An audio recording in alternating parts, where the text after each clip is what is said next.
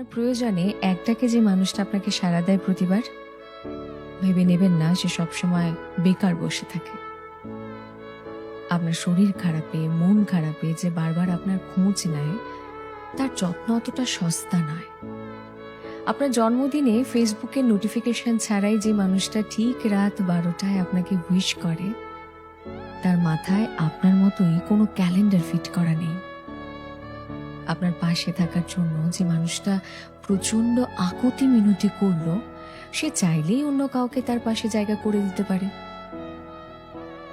আপনার এক লাইনের মেসেজের উত্তরে যে মানুষটা প্যারাগ্রাফ লিখে পাঠায়, তার হাতে যে অপরাণ সময় আছে এমনটা কিন্তু নয়। প্রায়োরিটিকে কখনোই সস্তা ভেবে নিতে নেই, না যে প্রায়োরিটি দিচ্ছে তাকে কখনো সস্তা ভাবতে আছে।